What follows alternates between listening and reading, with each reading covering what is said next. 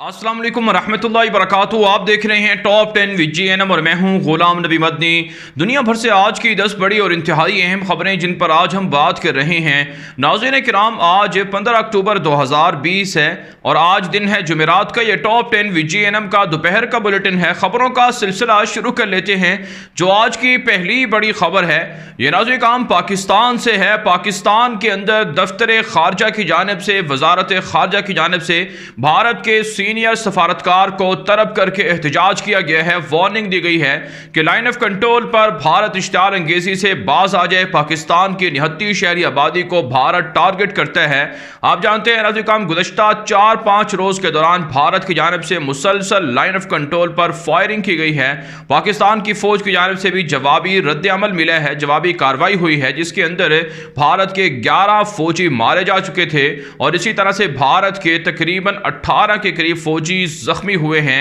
पाकिस्तान की शहरी आबादी को भी काफ़ी नुकसान उठाना पड़ा है। इसी हवाले से भारत को पाकिस्तान ने वार्निंग दी है कि इश्तियाल अंगेजी को, जारियत को भारत जानबूझकर बढ़ा रहा है, जिससे खित्ते को ज़्यादा नुकसान होगा और भारत किसी भी गलत फहमी में ना रहे कि वह पाकिस्तान की शहरी आबादी को टारगेट करके उसको जवाबी कार्रवाई का सामना नहीं करना पड़ेगा। आप जानते हैं नाज़रीन किराम, पाकिस्तान की फौज को, पाकिस्तान की आवाम और हुकूमत को लाइन ऑफ कंट्रोल पर, पाक अफगान बॉर्डर पर, पाकिस्तान बॉर्डर पर मुसलसल भारतीय दहशतगर्दों का सामना है और पाकिस्तान की फौज और फिजाइया हाई अलर्ट है, क्योंकि भारत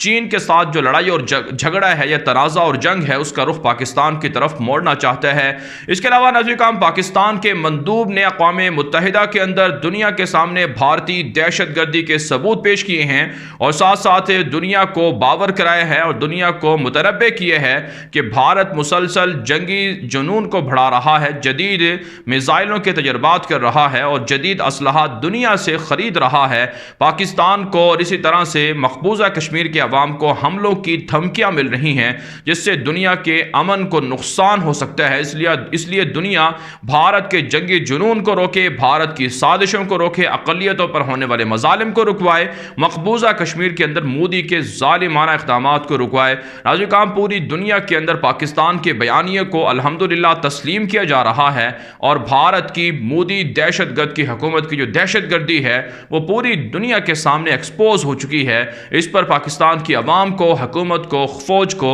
और दीगर जो सफारती इदारे हैं उनको खराज तहसीन पेश करना चाहिए और इंशाअल्लाह भारत की मोदी हुकूमत का खात्मा जल्द होने वाला है और पाकिस्तान को और कश्मीर को, पाकिस्तान को भारत की दहशतगर्दी से निजात मिलने वाली है और कश्मीरियों को जल्द मोदी दहशतगर्द के ज़ालिमाना इक़दामात से निजात मिलने वाली है। आगे बढ़ लेते हैं। जो आज की दूसरी बड़ी खबर है ये मकबूजा कश्मीर से और भारत से है। नाज़रीन किराम, मकबूजा कश्मीर के अंदर भारत की फ़ौज के ख़िलाफ़ फ्रीडम फाइटर्स के मुजाहिदीन के हमले बढ़ते जा रहे हैं। गुज़श्ता 3 महीनों के दौरान भारत के लगभग 35 से ज़ायद फ़ौजी हलाक हो चुके हैं। 10 से ज़ायद फ़ौजियों को अगवा किया गया है। बीजेपी के 15 के करीब रहनुमाओं को ज़ख्मी, लापता और मारा गया है और अब भारत परेशान हो चुका है मकबूजा कश्मीर के अंदर कि फ्रीडम फाइटर्स का, मुजाहिदीन का मुकाबला कैसे किया जाए। जाली इनकाउंटर के अंदर गुज़श्ता 9-10 महीनों के दौरान भारत ने मकबूजा कश्मीर के तकरीबन 300 से ज़ायद कश्मीरी नौजवानों को शहीद किया है। रद्द अमल में अगर कश्मीरी भारत की फ़ौज के 80 के करीब फ़ौजियों को मार डालते हैं तो इसका इल्ज़ाम पाकिस्तान पर भारत लगाता है। अब भारत की जानिब से इल्ज़ाम सामने आ रहा है कि पाकिस्तान मकबूजा कश्मीर के मुजाहिदीन को, फ्रीडम फाइटर्स को असलहा दे रहा है। ड्रोन तैयारों के जरिए से मुताद्दिद मकामात पर कश्मीरी मुजाहिदीन को दिए जाने वाला असलहा पकड़ा गया है। नाज़रीन किराम, आप जानते हैं 70 सालों से कश्मीरी आज़ादी की जंग लड़ रहे हैं और इस जंग में पाकिस्तान कश्मीरियों का साथ दे रहा है। तो भारत जब पाकिस्तान के अंदर दहशतगर्दी करवाने के लिए $10 लाख से ज़ायद की रकम जो रॉ के एजेंट हैं, दहशतगर्द हैं, उनको दे सकता है पाकिस्तान पर हमले करवाने के लिए, कुलभूषण यादव जैसे दहशतगर्दों को $1 अरब से ज़ायद मनी लॉन्ड्रिंग فنڈنگ کے ذریعے سے دے سکتا ہے تو پھر پاکستان اگر مقبوضہ کشمیر کے مسلمانوں کی، مقبوضہ کشمیر کے مجاہدین اور فریڈم فائٹرز کی حمایت کرتا ہے تو اس سے بھارت کو پھر تکلیف کیوں ہوتی ہے؟ اس کے علاوہ ناظرین اطلاعات سامنے آ رہی ہیں کہ بھارت کے اندر خالصتان تحریک کے زور پکڑتی جا رہی ہیں، مختلف شہروں کے اندر پوسٹرز لگائے جا رہے ہیں، خالصتان تحریک سے وابستہ لوگوں کو گرفتار کیا جا رہا ہے، بھارت کی مختلف ریاستوں کے اندر، مختلف اضلاع اور شہروں کے اندر مختلف مقامات پر خالصتان تحریک کے جھنڈے لہرائے جا رہے ہیں۔ بھارت کی نیشنل انویسٹیگیشن ایجنسی نے متعدد مقامات پر چھاپا مارا ہے اور خالصتان تحریک سے وابستہ لوگوں کو گرفتار کرنے کا دعویٰ بھی کیا ہے۔ آپ جانتے ہیں بھارت کی 18 ریاستوں میں علیحدگی پسندوں کی جو تحریکیں ہیں وہ عروج پر چل رہی ہیں اور وہ آزادی کا مطالبہ کر رہے ہیں، بالخصوص 7 مشرقی ریاستیں بھارت سے جلد ٹوٹنے والی ہیں اور خالصتان تحریک سے وابستہ لوگ بھی جلد اپنی آزادی کا دعویٰ کرنے والے ہیں، جس سے بھارت کی تباہی اور بربادی اور ٹکڑے پوری دنیا انشاءاللہ دیکھنے والی ہے۔ آگے بڑھتے ہیں ناظرین، جو آج کی تیسری بڑی خبر ہے یہ افغانستان سے ہے۔ ناظرین، افغانستان کے اندر اقتدار کے 50% مالک عبداللہ اس وقت ایران کے دورے پر جا رہے ہیں۔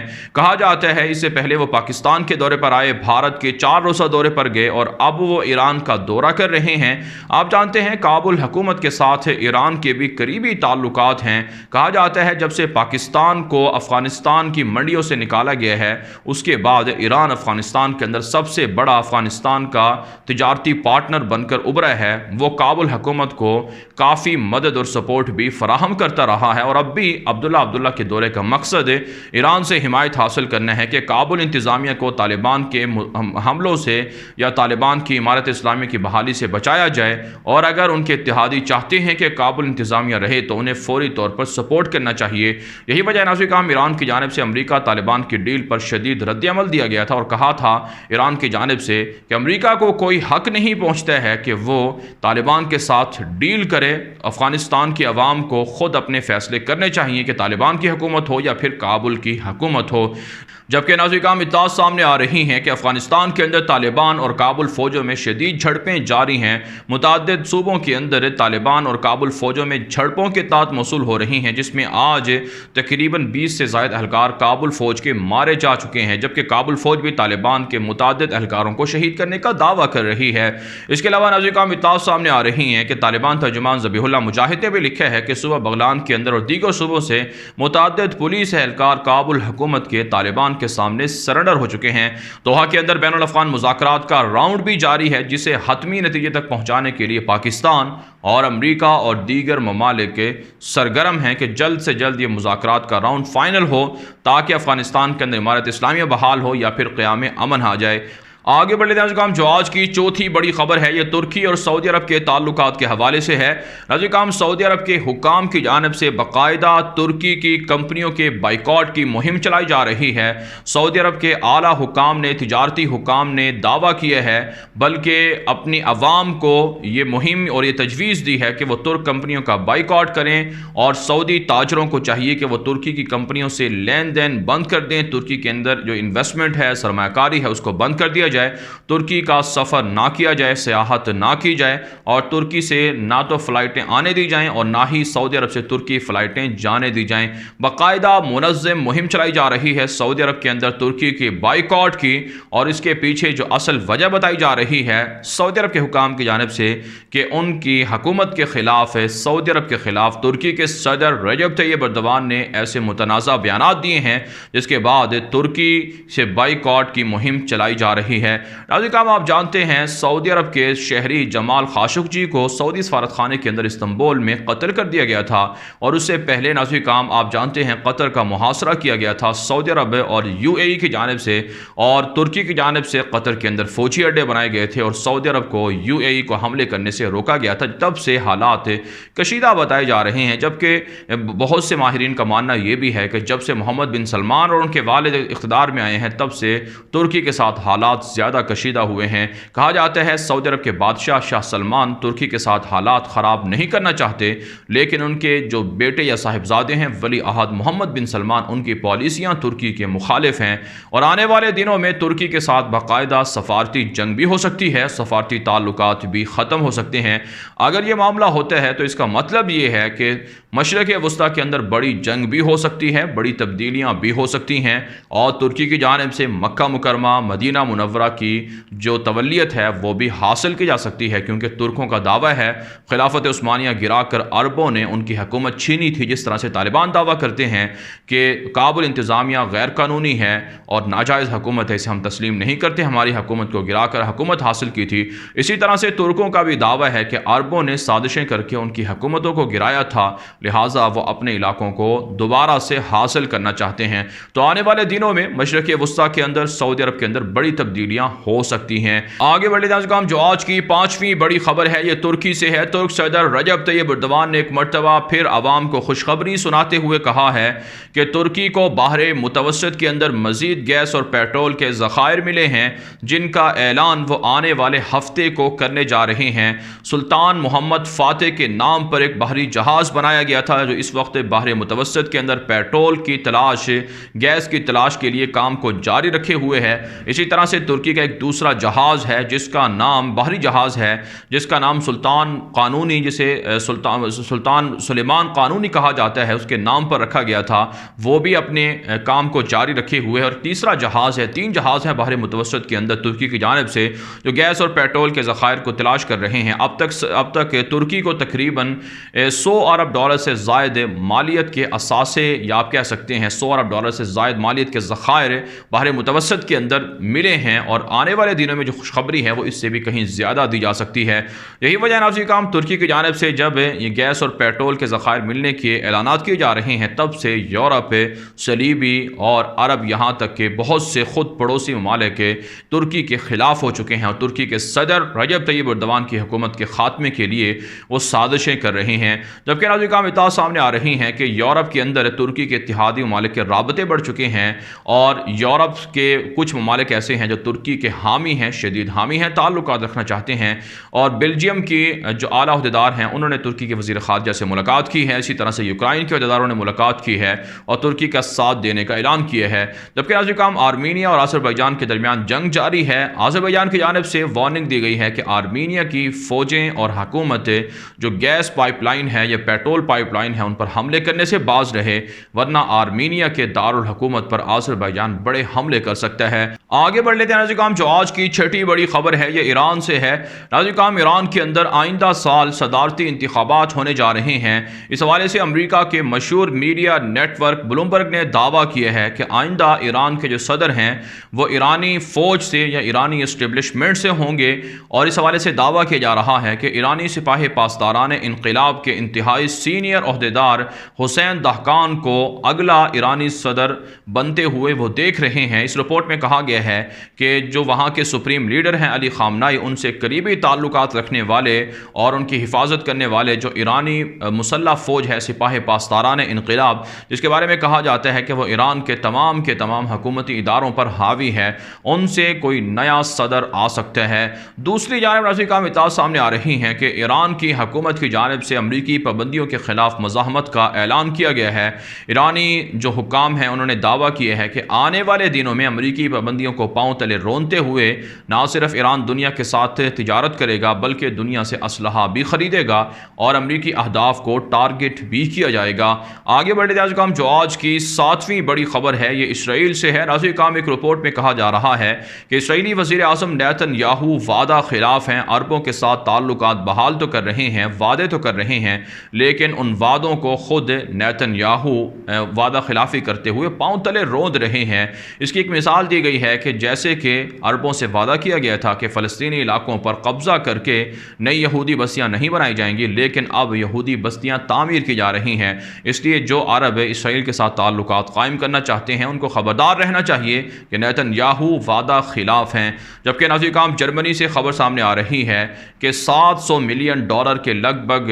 معاوضہ رکھا گیا ہے ہولوکاسٹ کے متاثرین کے لیے۔ آپ جانتے ہیں جرمنی پر الزام یہ ہے کہ لاکھوں یہودیوں کو ہولوکاسٹ کے ذریعے سے مار ڈالا گیا تھا اور جرمنی کے حکام کی جانب سے، تو اس حوالے سے کہا جاتا ہے کہ اب جرمنی سے یہودیوں نے مطالبہ کیا تھا کہ جہاں کہیں ہولوکاسٹ کے متاثرین ہیں ان کو معاوضہ دیا جائے، جبکہ بہت سے لوگوں کا خیال یہ ہے کہ ہولوکاسٹ من گھڑت جھوٹا دعویٰ ہے، یہودیوں نے خود اپنے یہودیوں کو مروایا تھا اور اس کا الزام جرمنی کے